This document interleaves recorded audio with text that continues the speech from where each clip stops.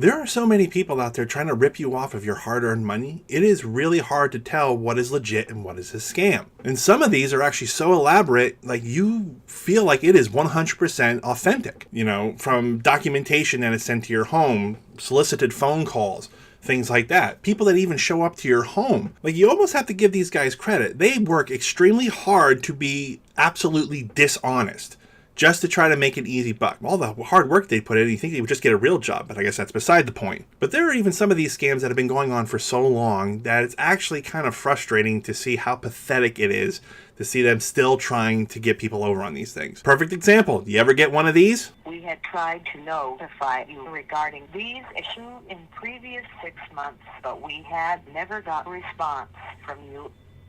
So it has been considered as an intentional fraud, and a lawsuit has been filed under your name by the United States government. Now, I know our government's gone through a whole lot of changes over the past few years with the changes of administration, the changes of tax laws, changes of federal laws, things like that. But I'm pretty sure if the Internal Revenue Service would try to contact you, they wouldn't use a robocall. And it's not even the fact that it's a robocall, it's a legit robotic voice calling you. Can't even pronounce your name, can't even speak clearly. I mean, now I know it's a scam, but obviously if they get somebody to pay up their hard-earned money to these guys, they kind of earned it. And at the same time, these guys that are actually trying to rip you off of your money, shame on them. Almost how dare they think that we are that stupid.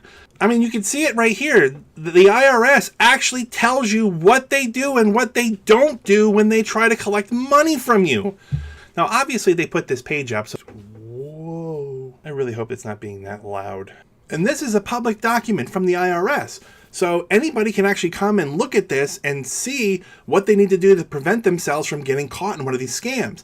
But at the same time, it's actually almost like a step-by-step tutorial for the scammers to actually utilize in order to catch people off guard. Well, hopefully if they don't watch this video, they might not figure that out. But even with this documentation there, these scammers have still gotten over $23 million off of Americans from these tax scams.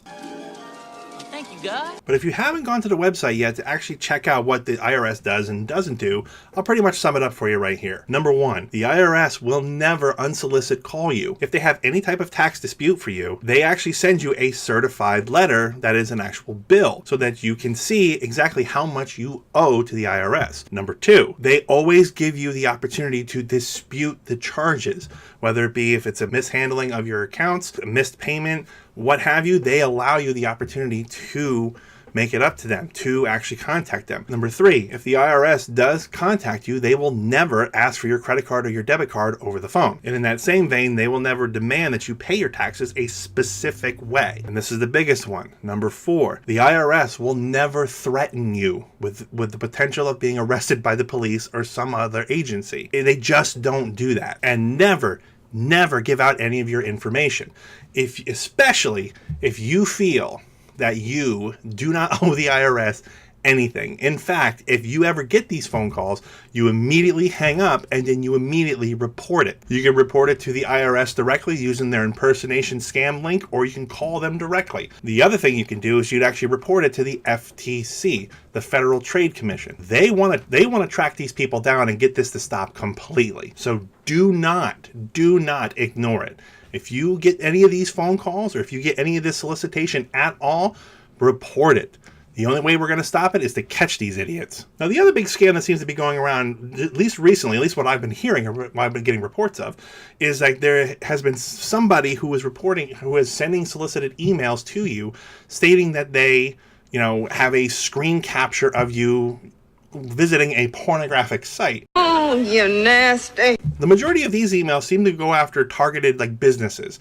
There are the instances once in a while that it does seem to go to somebody's personal account, but this is starting to freak everybody out. The biggest thing is the fact that the person who's actually contacting you through email says that they have video through your webcam that they have taken of you visiting a porn site. The other thing too is the fact that they said that they will share the video to your complete contact list unless you actually give them a specific dollar amount in Bitcoin. Didn't Bitcoin go to almost no value at this point? It is what it is. This is another scam. What it seems like what's more been happening is that there has been somebody who has kind of gotten information off of web servers and is trying to utilize your email address in order to try to scam you out of money. Now, obviously, they're trying to do it with Bitcoin for you to pay them so that it's harder to track. The email will also give you information on where to deposit the Bitcoin directly in order for them to not release the private information that they have on you to your contact list.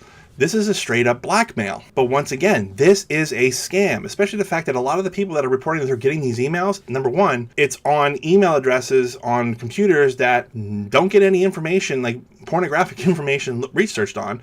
Number two, a lot of these computers don't even have webcams. And the hysterical thing is the fact that I even got one of these emails, and it's absolutely ridiculous. But if by chance you actually do get one of these emails, the number one thing you do, change the password on your email address. Number two, definitely if you have antivirus software, quarantine that email.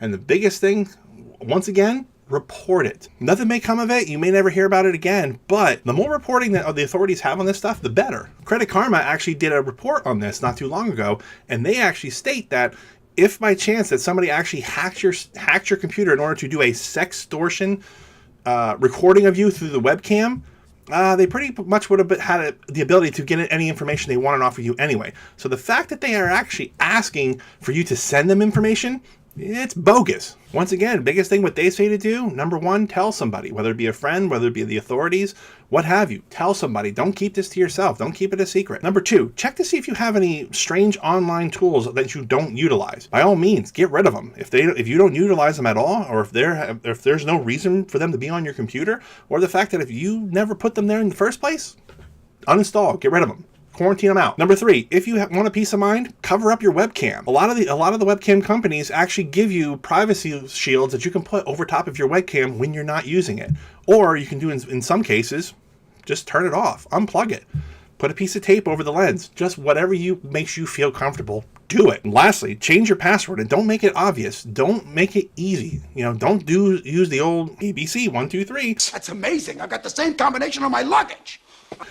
Make it hard for someone to try and figure out. That's something that only you would know. And if by some chance you do think this scam is legit, a couple things you can do for that too. Set up free credit monitoring through one of the credit agencies, and also put up fraud alerts and freezing. So if by chance something actually comes through on using your social, they will actually contact you directly to see if it's legit or not. Otherwise, nothing will go through. No transactions will happen. No credit checks will happen. Protect yourself. Not for you scammers out there that are actually trying to attempt to do all this stuff, that are actually trying these tax frauds, to actually attempting to do these, sextortion emails and what have you. You're an idiot! You guys are kind of pathetic. I mean, think about this. I mean, you guys are trying to prey on innocent people in order to, for what? To try to earn a couple dollars here and there? Why don't you get a real job? Or how about this? If you actually are attempting this kind of stuff, why don't you utilize your abilities, utilize your technical aspects in something good? How about actually work for a company that actually will pay you to help prevent this kind of stuff? I mean, what's the point of actually doing this, like, try to get rich quick? Because it's not working. And the fact that if you get caught, I'm gonna go to jail. you go to jail. It's retarded. It's ridiculous. It's absolutely asinine that we have to come down to this. Is it a glorification of being a criminal that's causing you to want to do this kind of stuff? I mean, in a lot of cases, it seems like it's harder work to try to rip somebody off than to just get a legitimate job. It's kind of cliche, but you know what? It works. Great power, great responsibility. The whole thing, Spider-Man, Marvel, movie just came out. The whole thing. I don't know. Knock it the hell off. Just my opinion.